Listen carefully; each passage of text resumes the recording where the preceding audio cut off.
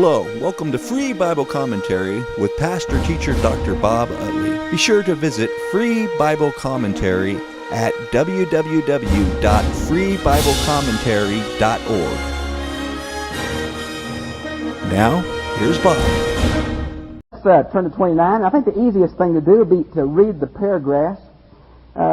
If you see in your translation where it says 2869 as the first verse of chapter 29, does anybody's translation have the first verse listed as 2869?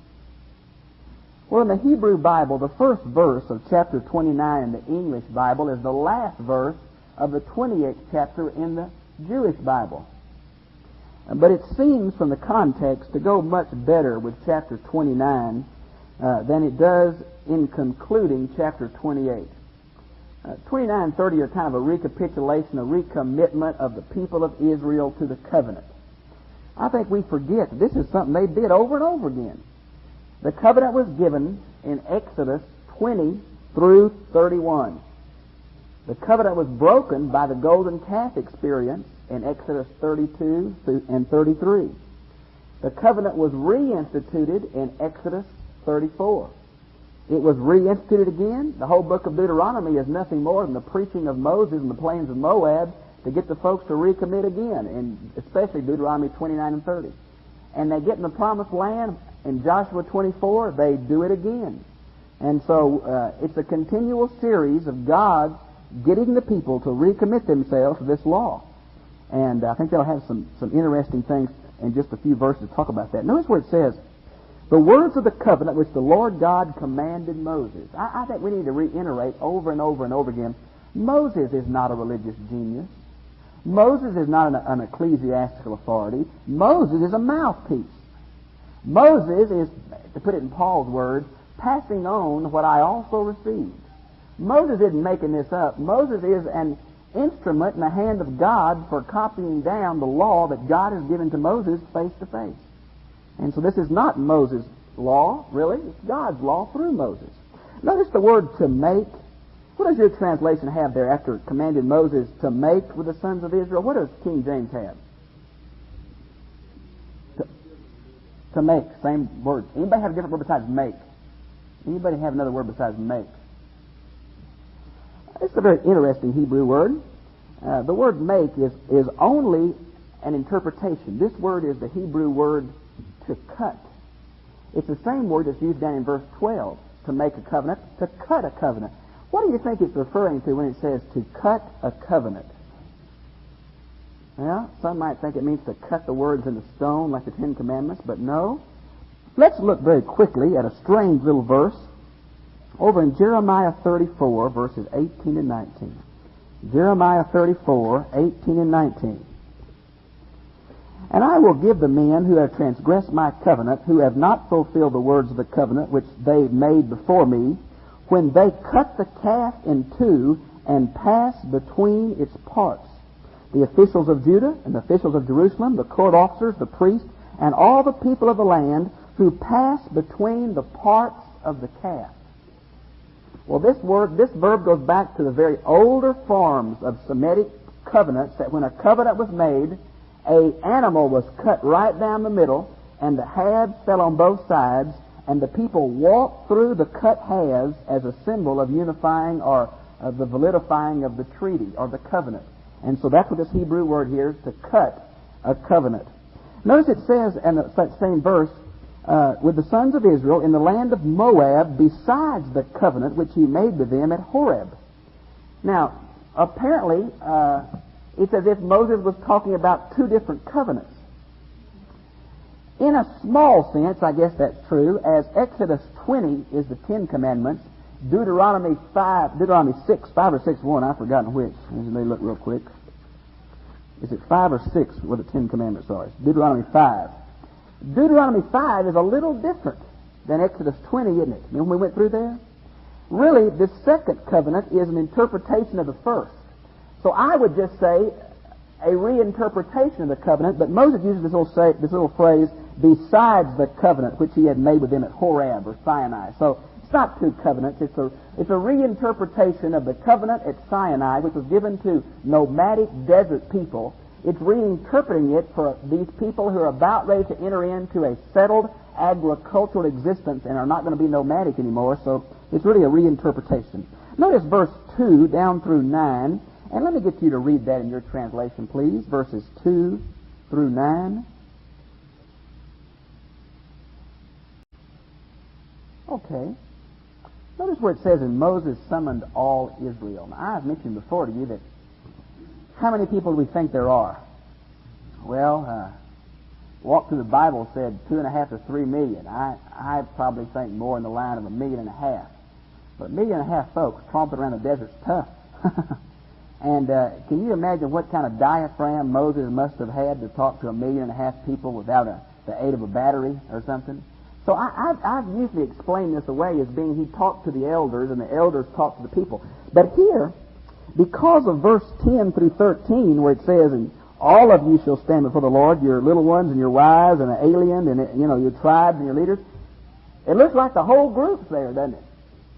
And maybe we have some kind of physical thing on the plains of Moab, like the valley between the mounts of Ebal and Gezerim, that's a natural megaphone. Boy, I remember I used to live in Houston when it was 1.5 million people. It would stagger my mind that anybody could talk to 1.5 million people, even our system could not broadcast to 1.5 million people. It could not be heard. So it is a natural, some kind of like a Roman amphitheater set up, or acoustics are right, or something here. Maybe the guys in the back went to sleep there too, you think? Surely not.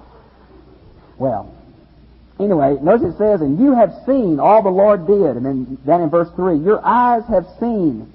Now, what's wrong with that? Something ought to jump up and bite you when you read that. Your eyes have seen. What's the problem with that? They did not see, did they? Why not? Their parents are the ones that fell in the wilderness. These were children then, under the age of 20. So maybe some were old enough to remember, but the vast majority were born since then.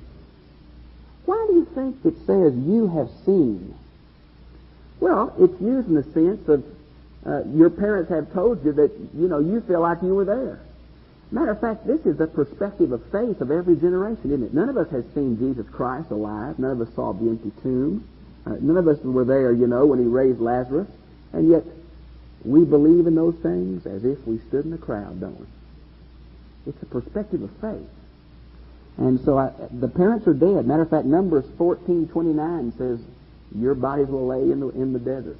So these were the kids of that. And this little phrase, you have seen, my mind just runs to that beautiful passage in Exodus 19:4, where God says, you have seen what I did to the Egyptians and how I bore you on eagle's wings and brought you to myself. Beautiful passage of the providence of God. Verse 4 is an interesting verse. Look very closely in your translation. Yet to this day, the Lord has not given to you a heart to know, nor eyes to see, nor ears to hear. Strange verse. The Lord has not given you a heart to know, eyes to see, ears to hear. What's it referring to?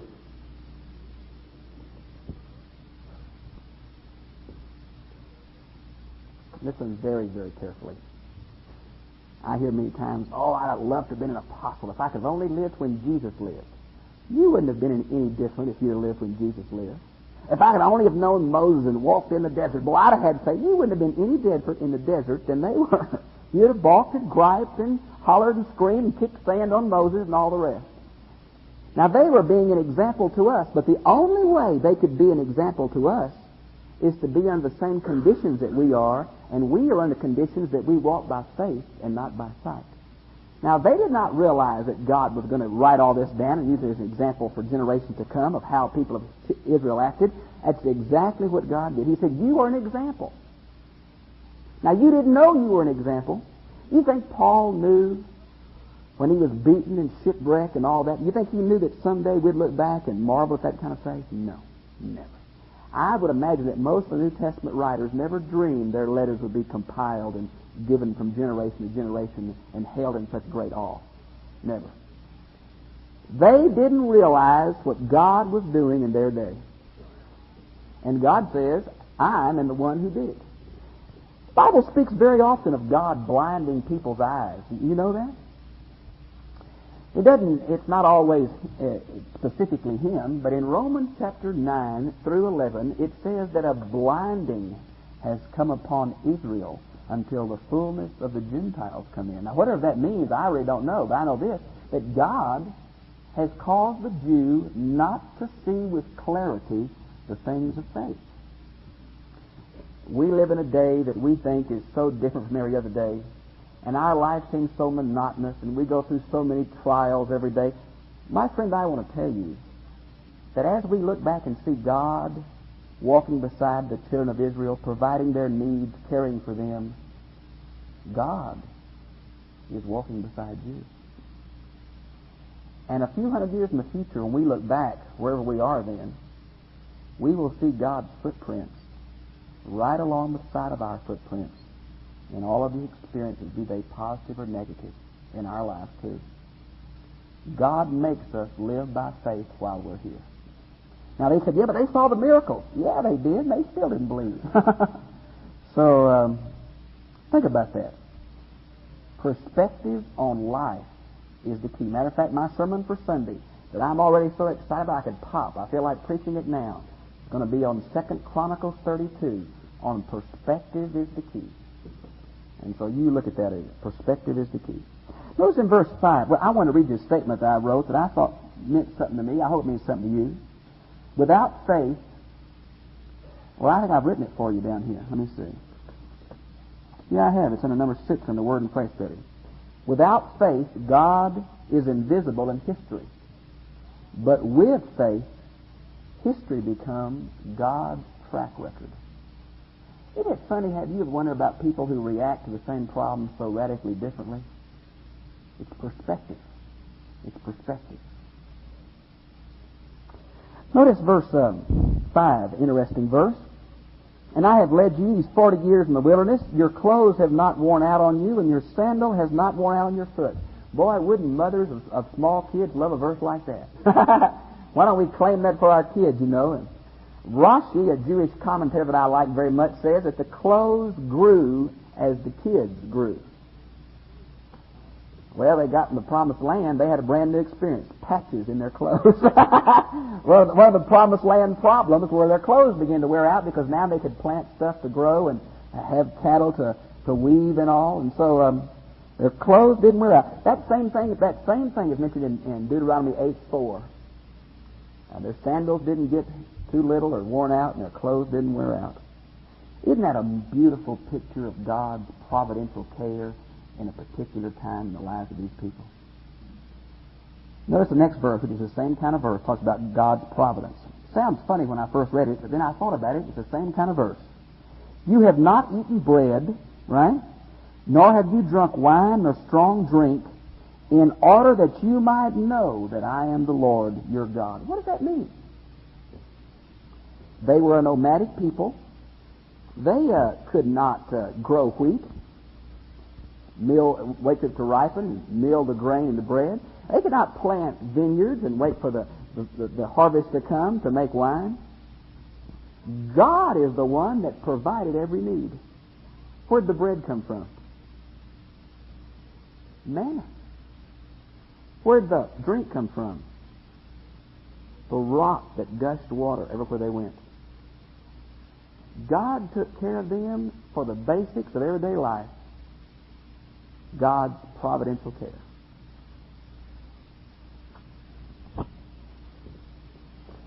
Notice, if you would, in verse 7 and 8, it simply talks about a recapitulation of their history on the eastern side of the Jordan, how they beat these two kings, Sihon and Og. And notice in verse 9, so keep the words of this covenant to do them, and you may prosper in all that you do. I want to say it one more time. The covenant is conditional on man's response. The covenant is unconditional as far as God's love. This is the verse that the rabbis use, and the rabbis being such nice, wonderful people. When somebody did something wrong and needed to be beaten, they had a unique justice system. If you did something wrong, they beat you. And you either got 13 lashes, or if it was really bad, you got 26 lashes.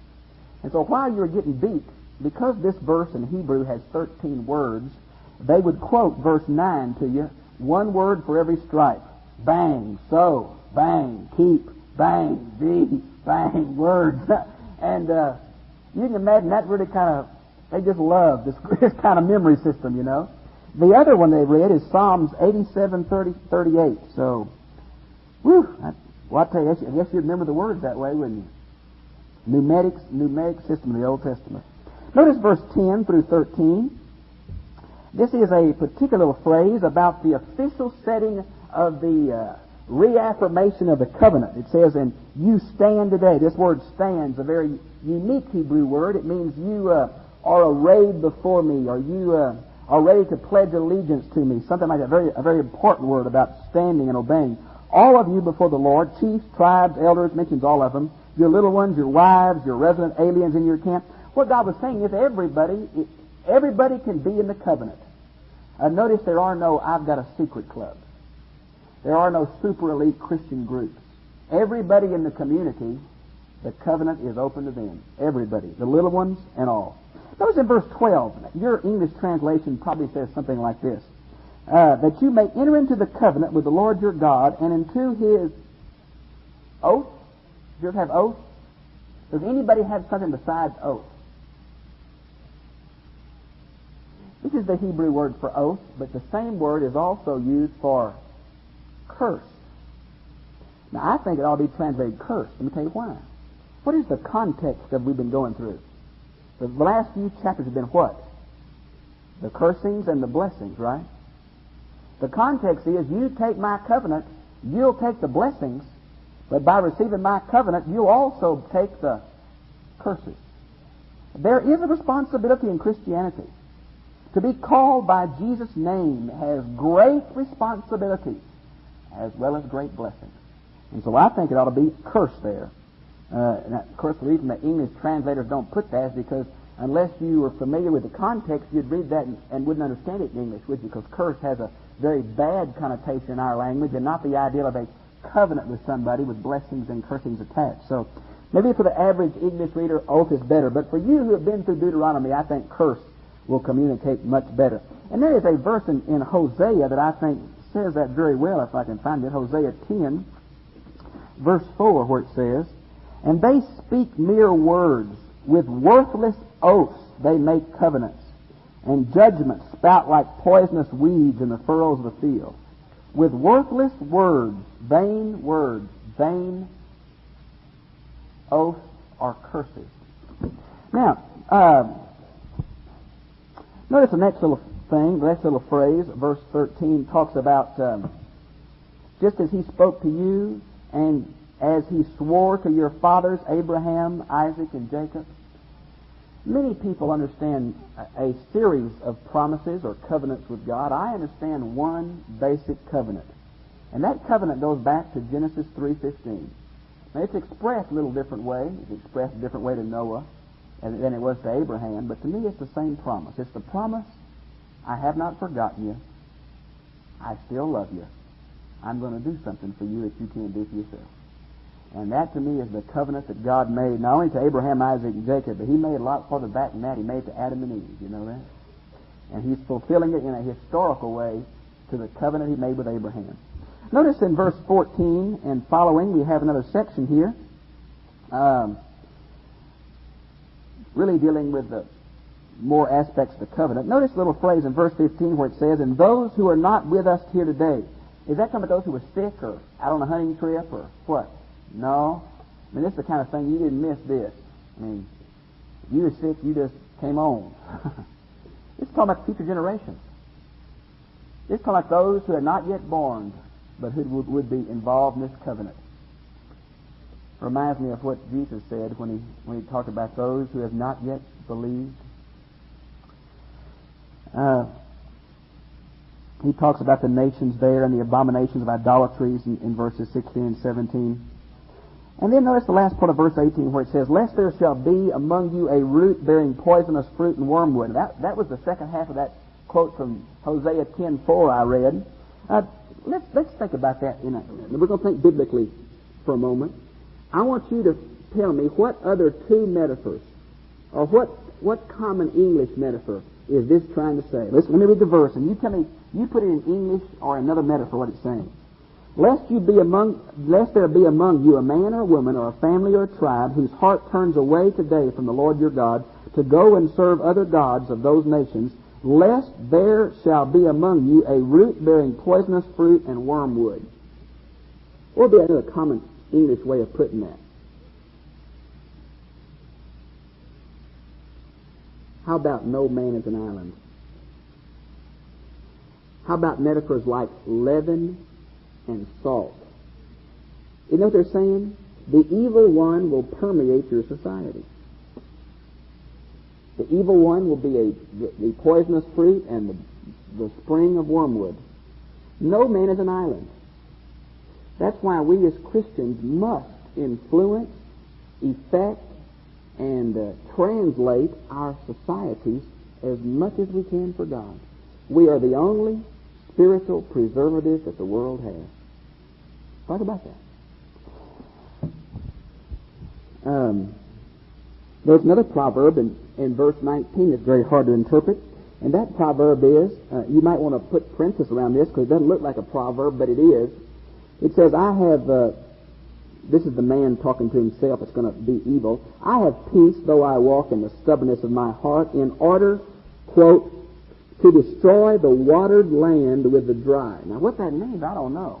That must have been some kind of agricultural proverb. What he's saying is, I am part of the covenant community, but my heart's not right, and I'm not going to get it right because I don't care about that bunk. And what God's saying to him, you're going to pay the price. Look at verse 20. I wonder about people who become involved in the church of the living God and then become quickly lost.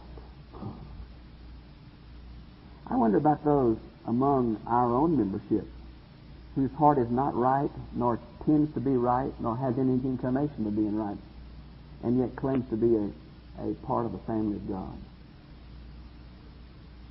Notice what it says here, verse 20.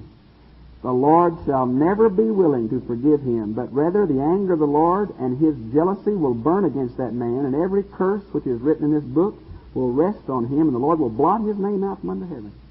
Mercy me. One of those discussion questions says, number 3, does God ever become unwilling to forgive man? Yes or no? All of you who think yes. All of you who think no. There are some verses that are very scary, aren't they? An Old Testament passage might be, my spirit will not always strive with man.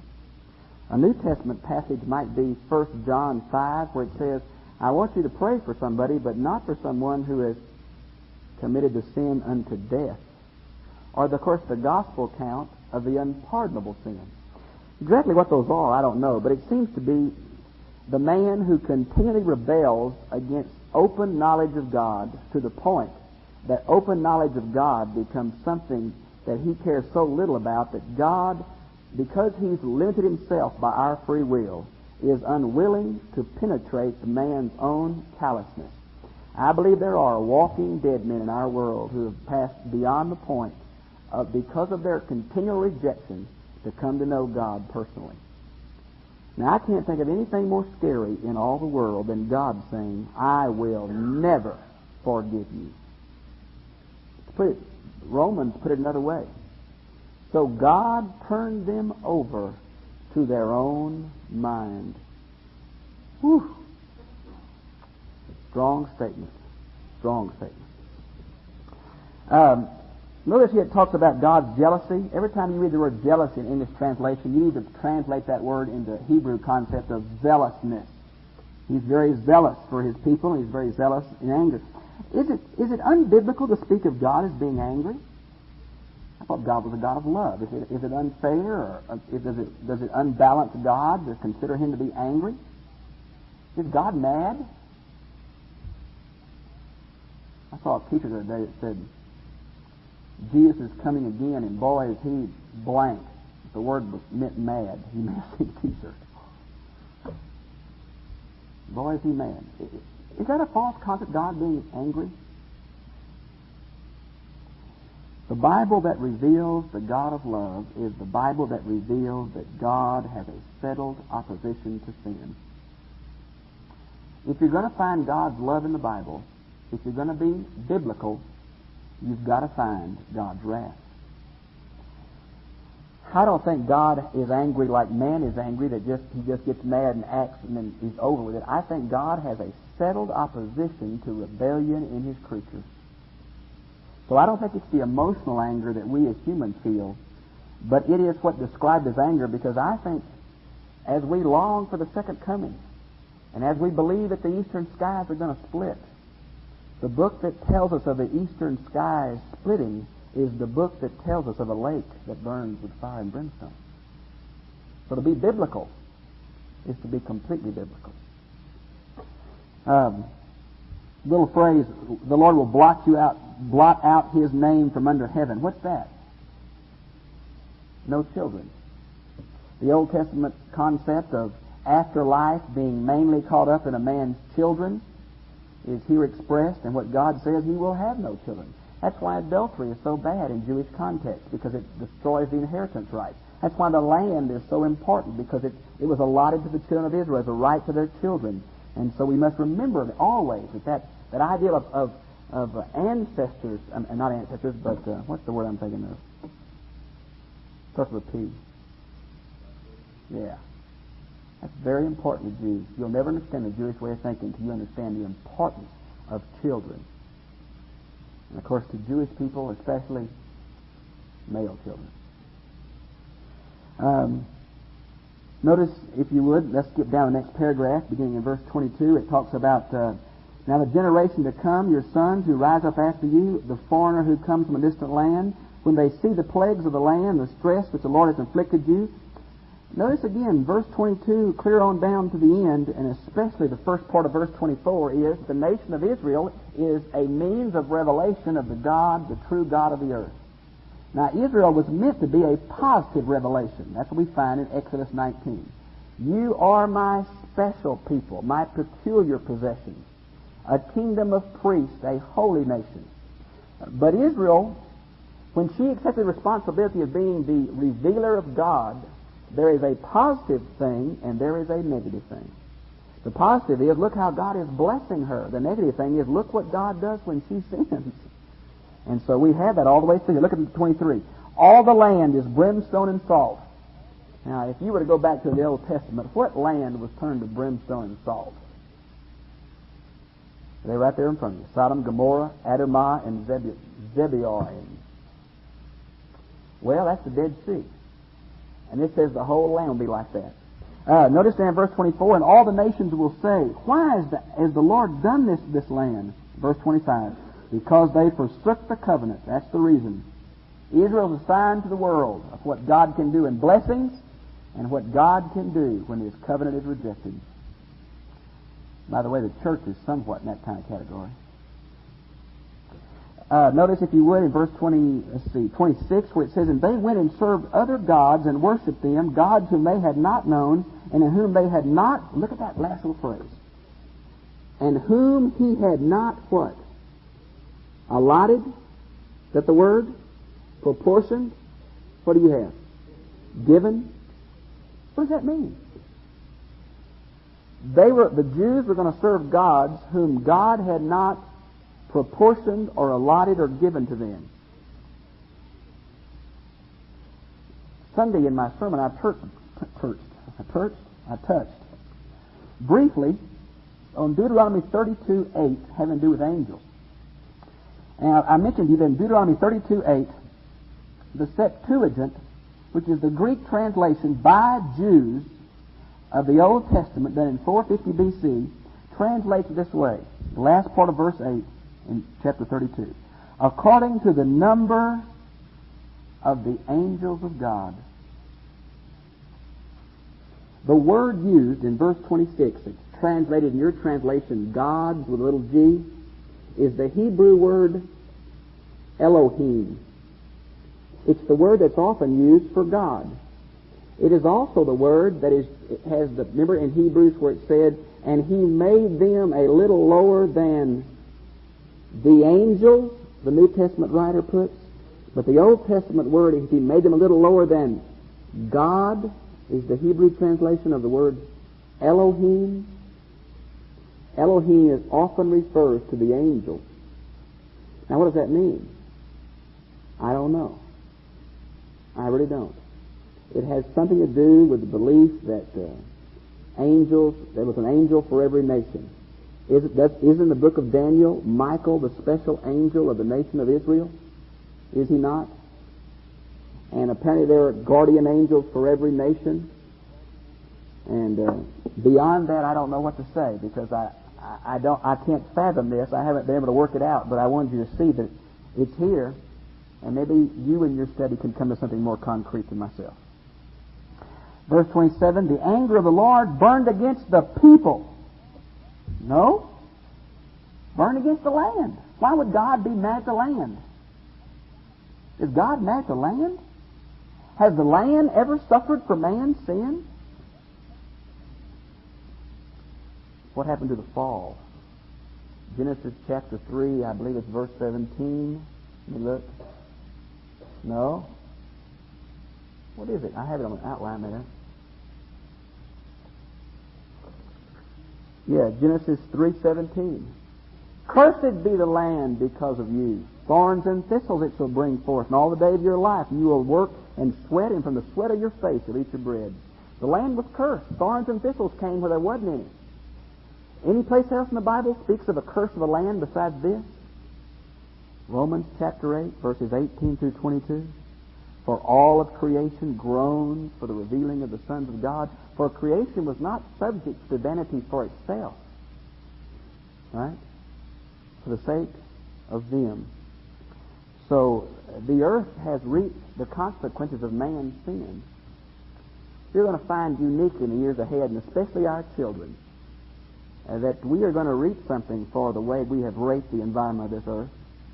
We're reaping something right now in a risen cancer rate. Do you know that? Everything we breathe, eat, smell, drink is polluted as it can be with stuff. You just look back medically. Cancer is something that has come predominant in the last few years. Now, it just hadn't been diagnosis. Yes, we have been terribly selfish with God's world. We've taken all we can get and put nothing back, and now we wonder why our world is polluting us right out of existence. Notice verse 29. I will close with this. Strange, strange little verse. My translation makes it a paragraph all to itself. The secret things belong to the Lord, our God, but the thing revealed belongs to us and our sons forever. What are the secret things? The rabbis interpreted this as referring to verses 19. The man who says in his heart, I'm part of the covenant community, I'll just receive the blessings, but I personally won't respond to God. They say that that is what the secret things are. The secret things God takes care of. In other words, God judges a man's heart because the community could not know who thought that. I personally think it refers to something greater than that. God has revealed himself to man voluntarily. But God, there's no way that an infinite God could reveal himself completely to to finite man. So we don't know everything there is to know about God. We've talked about before is that we have to describe God in terms that apply to man. And that right there is a falsehood, because you can't describe to a supreme eternal being the characteristics of a finite sinful man. That's exactly what God's had to do to reveal himself. So for one thing, it's knowledge of God. And number two, man does not know the detailed plan of God. Now, we know the general plan of God. The Old Testament talked about a coming Messiah. It did not talk specifically about his death, although it does talk about his suffering in Isaiah 53. But we didn't know exactly everything about him. We don't know exactly everything about heaven, do we? Matter of fact, we're not sure of a lot of things that we talk a lot about. So we know enough about God to respond to God in a way that's pleasing to him and to live a life that's acceptable in his sight. But we know so little.